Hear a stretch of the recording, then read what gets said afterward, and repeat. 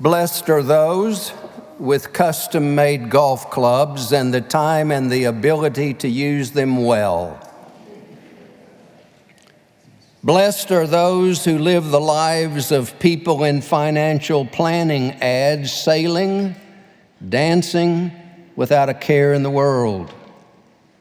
Blessed are the sexy, the intelligent, the athletic, the sharp dealers. Those are the values of our culture. Outward appearances of success. But Jesus has another vision that goes against the grain of our conventional wisdom and calls into question most everything that this world counts as blessed. In the verses that Eve read to us, Jesus begins to paint a picture of what this new world, this new kingdom looks like, and it's much different from the one in which you and I live. You know, the disciples, it strikes me, must have been deeply puzzled when Jesus said, "You know who I think is really blessed? The poor in spirit, the humble. These are the ones who know that this world belongs to God and we're just living in it." And you know who else is blessed? Those who mourn the state of the world as it is. They will see their dreams come to reality. That's a much different set of values of what it means to be blessed than our culture holds.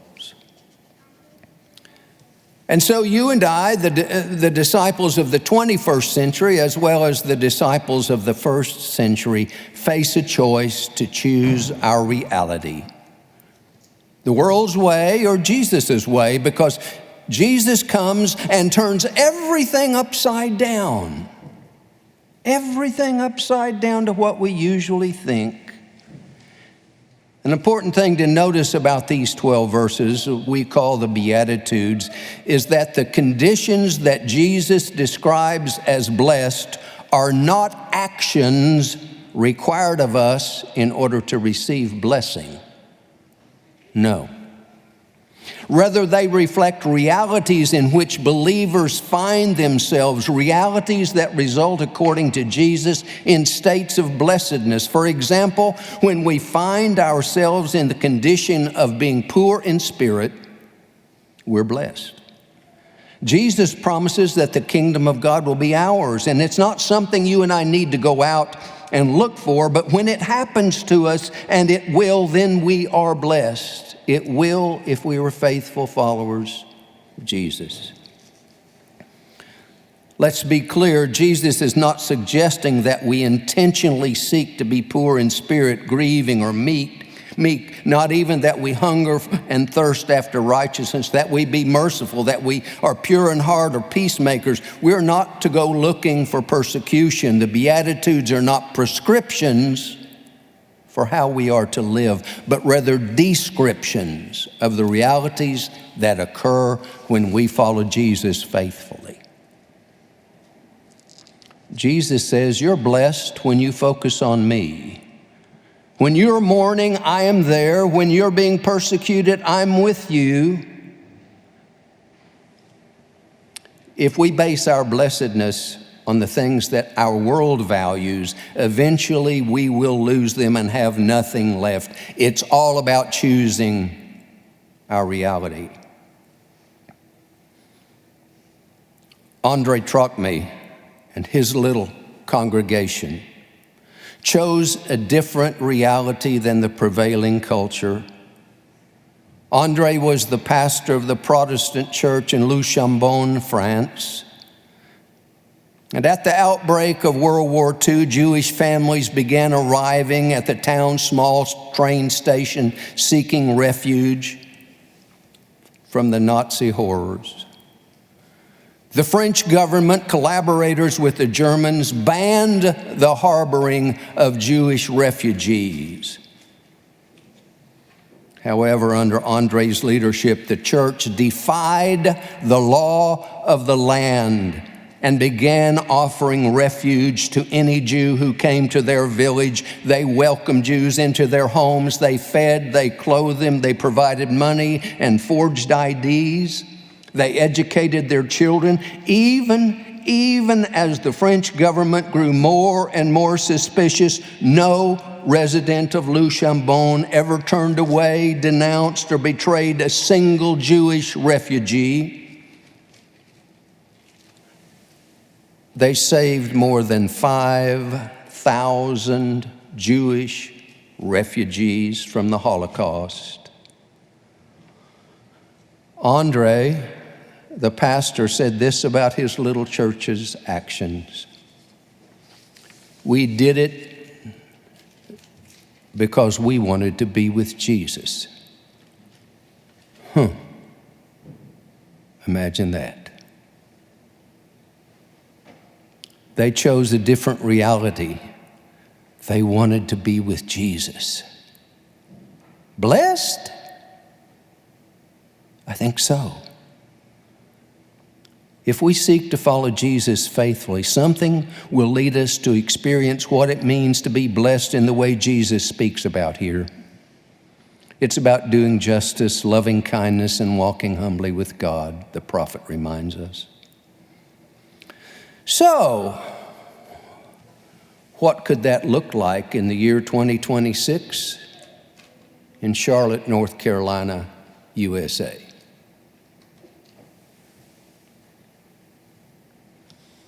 It could look like going to First Ward Park and protesting against our neighbors being kidnapped by masked government employees. That's what it could look like. It could be supporting immigrant businesses by buying from them. It could be contacting our congressional representatives and telling them that every single person is created in the image of God and needs to be treated that way. For if it happens to our neighbor, it can happen to us. It could be standing with your cell phone and documenting law enforcement personnel to assure due process. It could be blowing a whistle to warn neighbors that they are being invaded. When 5-year-old Liam Ramos is abducted by ICE and placed in a detention center in Texas, among other things, it's time to show up and speak up. And you know, it could be doing as Charles did. Who was Charles? Glad you asked. Charles is the son of a 20-year U.S. Army sergeant. He grew up in a family dedicated to national service. He played football for the Louisiana Lafayette Ragin' Cajuns.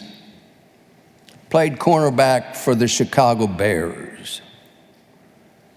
He was called Peanut. Know why? Because he popularized the peanut punch, which punches the football out of the hands of the opposing ball carrier.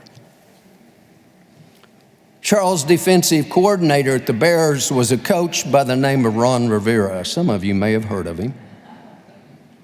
Tillman played for the Bears for 12 years. 2 Pro Bowls, and a Walter Payton Man of the Year award. But that's not all. He reunited with Ron Rivera and played for the Panthers when they reached the Super Bowl on February the 7th, 2016. But wait, there's more.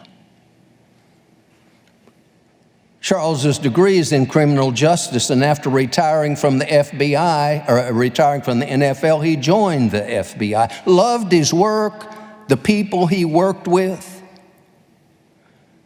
But you know, last year, it came time for him to show up, speak up, and act. And he resigned from the FBI. Tillman says he and his colleagues were instructed to participate in arrests that extended beyond violent offenders. He describes a broken system. They were told, Tillman says, and I quote this, "Some guys are working on a house outside. Let's go sweep them up and it will count for the quota system." End of quote. Charles's conscience wouldn't let him do that. And so he walked away from a job he loved. These are his words: "I want to be on the right side of history when it's all said and done." Blessed is Charles Tillman, for he is a part of the kingdom of God. He refuses to use human beings as pawns to accomplish political ends. But there's another piece to this text that I think is important. It's not merely about us as individuals. It's about community life. Did you notice the plurals? Blessed are they, blessed are they, blessed are they, blessed are they. And then even when you get to verses 11 and 12, blessed are you is second person plural. Y'all, as we say. Jesus doesn't promise happiness. Jesus promises the kingdom of God, life with God, a community of faithful disciples loving one another. Do we dare pray for that kind of community? In a few moments, we're going to say the most dangerous, provocative, subversive words that we say in all of worship. And you know what those are? Your kingdom come, your will be done on earth as it is in heaven. Dangerous, subversive words. Words that maintain that and recognize that the powers of this world, the kingdoms of this world, are not where the real power lies. It's in the kingdom whose builder and maker is God. Praying and hoping for this kingdom that knows neither border nor enemy, a kingdom that holds up humility and compassion over celebrity and wealth, a kingdom that treasures the poor and the sick, a kingdom that is ruled by God's love, where compassion is the way we measure things. So let me ask you, do you still want to pray that prayer? When we do, we are promising to be co-conspirators with God in creating this kingdom here and now.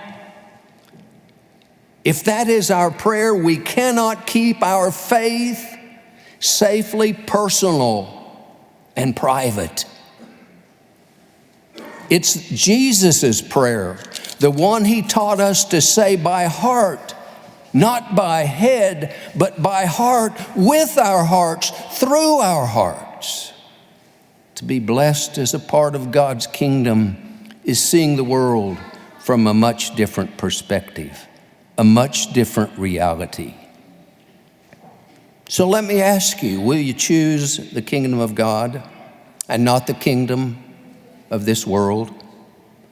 Will you refuse to buy into the values of the empire and look for a different kind of kingdom, God's kingdom? Well, will you? Will we? Well,